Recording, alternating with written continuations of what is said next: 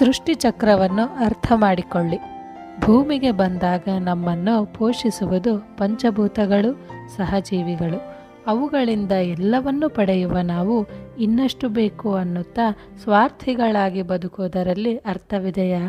ಸೃಷ್ಟಿ ಚಕ್ರವನ್ನು ಅರ್ಥ ಮಾಡಿಕೊಂಡು ನಮ್ಮಿಂದಾದ ಸಹಾಯ ಸಹಕಾರ ನೀಡುತ್ತಾ ಬದುಕುವುದು ಬಹಳ ಮುಖ್ಯ. ರಾಗ ದ್ವೇಷಗಳಿಂದ ದೂರವಿರಿ. ಇಂದ್ರಿಯಗಳು ಮೋಹ ದ್ವೇಷಗಳತ್ತ ನಮ್ಮನ್ನು ಪ್ರಚೋದಿಸಬಹುದು.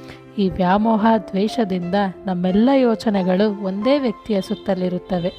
ನಮ್ಮ ಬೆಳವಣಿಗೆಗೆ ಇದು ಮಾರಕ. ಅಜ್ಞಾನದಿಂದ ಜ್ಞಾನ ಮುಚ್ಚಲ್ಪಟ್ಟಿದೆ. ಕನ್ನಡಿಯನ್ನು ಕೊಳೆ ಮುಚ್ಚಿರುವ ಹಾಗೆ, ಬೆಂಕಿಯನ್ನು ಹೊಗೆ ಬೂದಿ ಮುಚ್ಚಿರುವ ಹಾಗೆ ಜ್ಞಾನ ಅಜ್ಞಾನದಿಂದ ಮುಚ್ಚಲ್ಪಟ್ಟಿದೆ. ಈ ಅಜ್ಞಾನ ನಮ್ಮನ್ನು ಅಷ್ಟು ಬೇಗ ಜ್ಞಾನದತ್ತ ಹೋಗಲು ಬಿಡುವುದಿಲ್ಲ. ಆತ್ಮಜ್ಞಾನದಿಂದ ಅಜ್ಞಾನ ತೊಲಗುತ್ತದೆ.